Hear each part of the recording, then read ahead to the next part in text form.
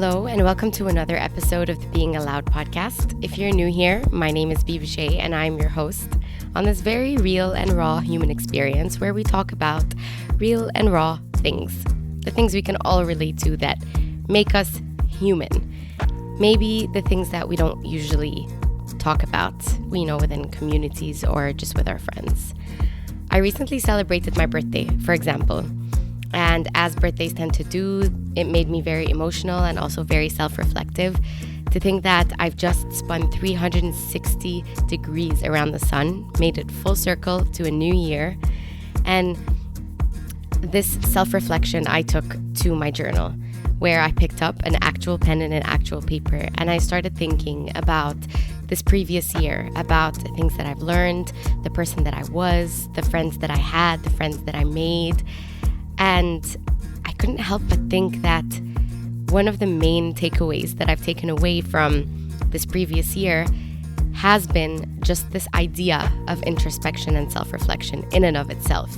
I have learned that it was through putting in the work to make myself better, through putting in the work to really try to dissect my thoughts and understand why I am where I am, that I was really able to connect with other people and really form bonds, whether that is online or real life interpersonal relationships. It was this introspection that made all that possible.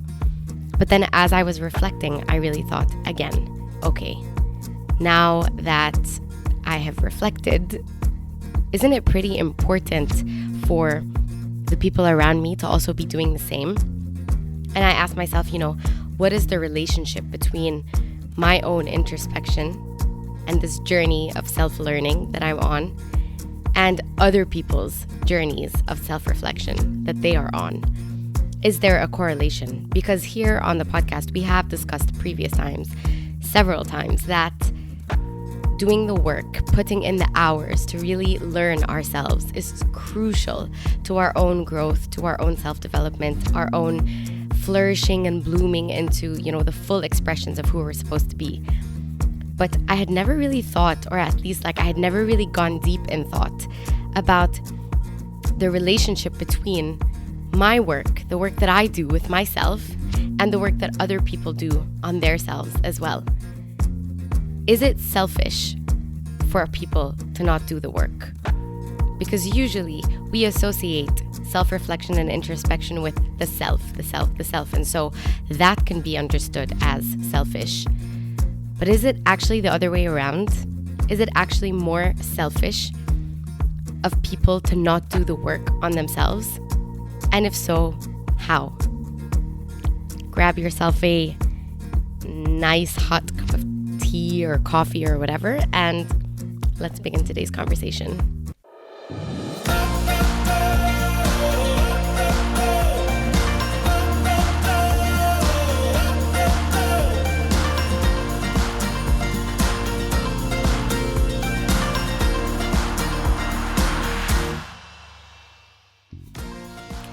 Hello, my friends, and welcome back to another episode of the Being Allowed podcast.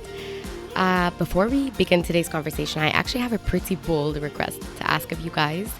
I want to really grow the YouTube part of this podcast because there's something about doing this face-to-face or face to you guys that I believe can really help us build closer connection and have deeper conversations. Because now that the podcast is on YouTube, now all of a sudden we have an entire platform where we can be not only leaving comments, but also seeing other people's comments and commenting on other people's comments and really getting a conversation going. So I would like to be so bold as to ask you guys to please hit the subscribe button and please like and leave a comment. Let's begin having conversations. Literally all you need is a Gmail account. So if you have a Gmail account and you're watching this on YouTube, if you could please subscribe, that would mean the entire world to me. All right, now let's begin today's conversation. So, like I said, I just recently celebrated my birthday, which always, every single year, I have this tradition where I look back on photos from the previous year.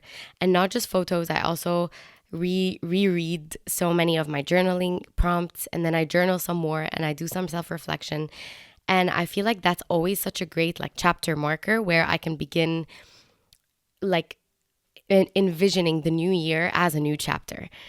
And I have found this practice to be extremely effective and extremely fruitful in really putting things into perspective and really helping me see the things that I've learned more firsthand, like more in a condensed version where I'm able to be like, yep, these past 365 days, I learned these things because I experienced these things. You know what I mean? And as I was thinking, I also listened to a podcast interview. The podcast, which I highly recommend that you go watch, is The Diary of a CEO. Stephen Bartlett is the host there. And he was interviewing one of the greatest thinkers of our time, in my opinion. I've read 2 of his books, currently reading the 3rd of his books. And I like binge consume all his online content like no other. And he is Alain de Botton.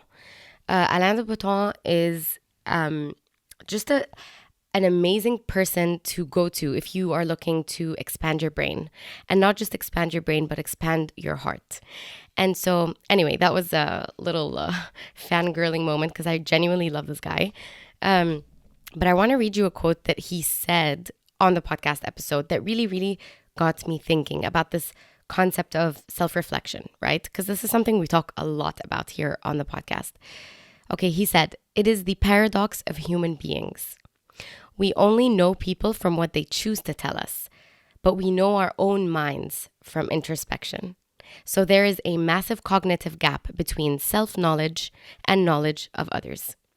And it really got me thinking, if I can only make myself known by knowing my own self, and I want to be known. Like, I want us to take a moment and discuss this idea, right? Because also, as we've said on this podcast so many times before, mankind, we were created to exist within a community. We were created to have relationships, to bounce ideas off of each other, to rely on people when we're going through difficult times, etc., etc. Now, how can we have true, real relationships with other people if they don't know us? How can I call someone my friend if I don't know them? I know someone in my past. I quickly realized that this relationship that we had could not continue. And he had this issue, is that no matter how much time we spent together, no matter how much time he spent with other people, at the end of the day, I would go back, we'd be out or whatever, and I'd go back and I'd be like, do I actually know him? Sure, we're there for the great times, we're there to go grab a drink or grab coffee or breakfast or whatever. But when we sit and talk, how much of himself does he make known to me? And can I really call him my friend if I don't know him? And so I quickly realized, that was a very two-dimensional relationship. And I was like, yep, new boundaries. I can't be your friend anymore.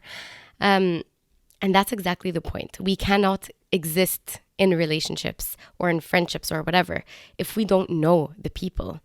And we only know the people based on what they tell us. Sure, the closer you get into a friendship or relationship or whatever with someone, the more that you're able to tell stuff about their personality or their character based on what you see. But at the end of the day, it is conversation that's important, and we can only know people through what they choose to tell us. But what if these people don't know themselves? I believe that the issue my friend had was that he never spent time reflecting. He never spent time. And when I say never, I'm not saying it broadly. I'm saying truly. Because I would ask, because self-reflection is such an important thing to me. So I would get into conversations with him and be like, when was the last time you journaled? Or when was the last time you just went on a walk, you, yourself, and your thoughts? And he would say, never. I don't remember. I don't know when. And so how can I get to know him if he doesn't even know himself? And so it's this really close relationship between you knowing yourself, other people knowing themselves, and that is how we form community. I'm like a big advocate for good community because I went through so many phases in my life where I genuinely am telling you with all honesty, I would not have made it through. I truly would not have made it to the other side if I didn't have people at my back, behind me, supporting me, lifting me up when I was low. So community is so important. We can't even upplay it enough.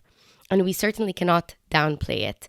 And whether or not you've been through an experience that's made you realize, oh my goodness, yes, the people in my life are so important, chances are you will experience something after which you're going to be like, wow, I probably would not have made it through this if so and so and so were not there for me.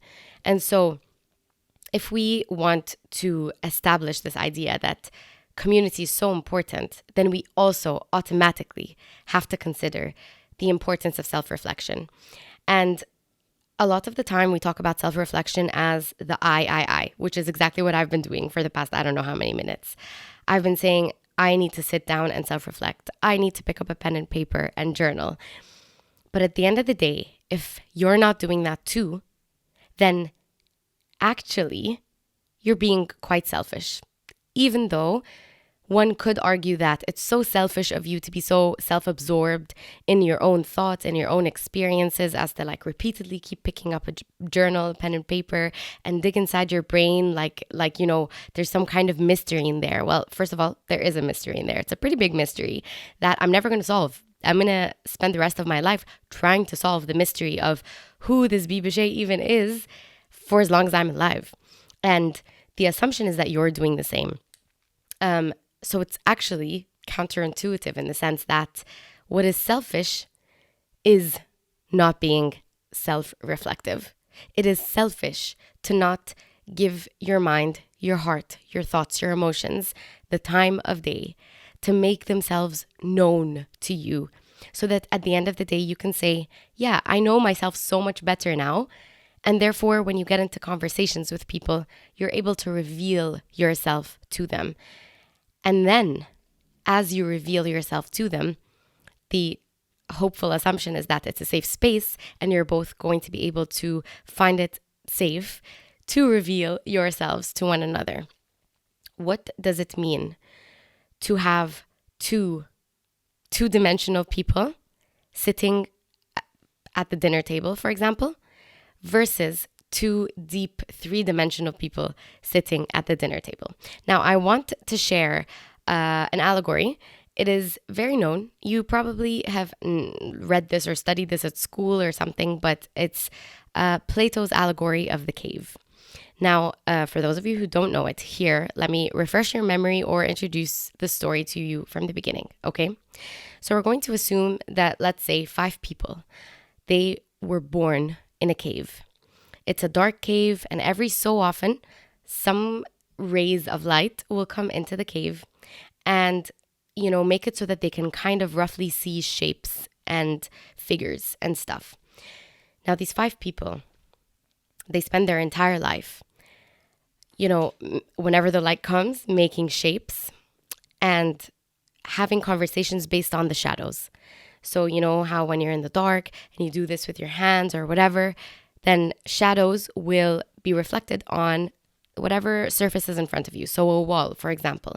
And if there's a rock, that rock casts a shadow on the wall, etc. And so they spent years and years from the days they were born. Just all they knew was this shadow. They only had a shadow experience. Well, what happens is that by chance, one of them, one day, discovers that there's an entrance, or an exit from this cave and chooses to venture out and discover and explore. And now this person walks out and all of a sudden they see sun for the first time. Not only that, now they see a tree for the first time. They see flowers for the first time. They see animals for the first time. They see other human beings for the first time. They see what their hands actually look like for the first time, etc. And so all of a sudden this person goes like, oh my goodness, this whole time I thought I knew what a tree was because I saw a shadow that resembled a tree. But here I am touching an actual tree. I'm smelling an actual tree. Wow, this is amazing.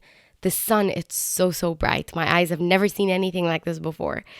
These flowers are gorgeous. My eyes have never seen anything like this before. There are colors. There's actual life outside of the cave. You know what I must do? I must run back to my homies in the cave and tell them about this outside world. And so this dude runs back and goes inside and tells them, guys, so see this like really bright light? That's a hole. It's an exit outside of the cave. Come with me. You won't believe what I found. I found trees. There, I heard birds. I saw birds. I saw flowers. You have to come see this. You won't even believe it until you see it with your own eyes. You know what his friends think of him? They think he's absolutely crazy. They think he's a psycho. They're like, bro, are you insane? Are you crazy? Like, no. First of all, these things do not exist. Second of all, we already know what a tree is because look, can't you see? This is a tree. So you're trying to tell us that you know something that we don't know when we already know. And so they tried to plot to kill him. And I honestly don't remember how the rest of it goes.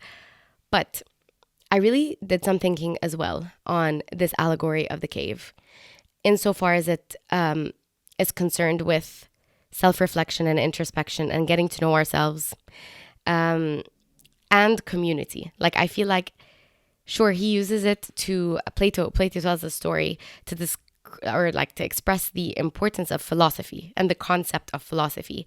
But I want to take it even a step before that. I'm a philosophy lover, so we can talk about the philosophy aspect of this for the rest of life. However, what about if we consider the allegory of the cave to be our minds, to be our characters, our personalities, the depths of who we are, right? We go about our lives and we experience, I don't know, friendships, we experience relationships, we experience work, we experience a bunch of things, like, right? We're living. And we know, right? We know enough. We know enough, and it's sustained us this far. I have existed for however many years, and I've never picked up a pen and paper to journal, and I've made it. And this homie right here, my friend, he also has never picked up a pen and paper, and he's made it. And we've made it this far, and we've been fine this far. But then someone comes at us and tells us, hey guys, I read this book and it completely changed my life. And it made me reconsider the way that I do life. It made me ask deeper questions, more questions about who I am and why I'm here or whatever. And you guys should definitely read this book. And we're going to be like, bro, like, nobody has time for this. Also, it's very unnecessary. It's not important for me to read this book. It's not important for me to reflect on a new idea. I feel like I have enough ideas. And what these people are going to think is that this person, this book person, is coming at them and is proud, thinks he's better than them, thinks he has something he wants to teach them, like he's higher, like he's on a high horse or whatever. When the reality is all that this person wants to do is connect on a deeper level. This person has found a deeper level and wants to invite people into this deeper level with them. He's doing work. He is exposing himself to new ideas. He's exposing himself to new ways of thinking. He's challenging his own ways of thinking. What does this person require to be this book person? He requires humility, because without humility, even if he reads the book, he's gonna reject it, right? If the book has new ideas in it, he's gonna say, nah, this won't apply to me. I don't need this information. Sure, I'm sitting here, I'm reading the book, but I don't really need to do anything. Heck, if he takes it one step further and says, oh, this idea is actually great, I'd like to think about it. Without humility, that person will not be able to incorporate these new ideas into his life. He needs humility. He needs an open mind. He needs an understanding of how incomplete he is and will always be. He will have to have an idea of the fact that he is a work in progress and will be a work in progress until he dies. And a work in progress is a verb. We have to be working. But then what do his friends also need? They also need humility. They also need an open mind. And they also need a new perspective on what it means to be human. This work in progress perspective on what it means to be human, so that they can have the capacity, the mental capacity, the emotional capacity to, instead of plot to kill this person who is coming at us with a new idea, to have an open enough mind and a humble enough mind to consider this new idea. That is what self-reflection is all about, my friends. That is truly a journey that we all need to be on. As I turned 32 a couple of days ago, I really decided to reassess some of my relationships and some of my friendships. And it's purely because of this idea that the older we're getting, the less time we have. And maybe not the less time we have, but the more intentional we're learning to be about our time. We're learning that time is a resource and we cannot be wasting it left and right, with people who aren't on the same path as us, or at least a similar path as us. I'm the kind of person who enjoys doing work. I enjoy digging. That's why I'm in therapy, even though, thank God, I'm not currently in the middle of a trauma anymore. But I feel like therapy is an amazing way to keep the work going, to keep myself accountable with someone else, someone who can point a mirror at me and be like, you're not seeing what I'm seeing. These are areas you need to grow. This is something you need to think about. And this is a journey that to some people might seem like a waste of time. It might seem like it is self-centered or self-absorbed, but it's actually quite the contrary. I believe that unless I do the work on myself, unless I do the digging and become a true archaeologist of my own life, of my own mind and my own heart, I will not have anything of value or of substance to give to other people. And I want to be someone whose life matters. I want to be someone who is able to be in a deep conversation with someone with an open mind. I want to be someone who's willing to let their minds be changed. I want to sit here and have conversations with you guys and have you be like, we disagree with you 100%. What you're saying is completely wrong. I want to have these kinds of conversations. And as I have reassessed my relationships, I found that I want to be in friendships and in relationships and in communities that will do the same. Communities where I am making myself known the more that I'm knowing myself. And then communities where I am knowing other people as they are knowing themselves. Because as Alain de Botton says, there is a massive cognitive gap between self-knowledge and the knowledge of others. If we are to experience real, deep, intimate relationships with other people, we need to be experiencing deep, real, intimate relationships with ourselves. And we need to be choosing people who are on that exact same journey with us.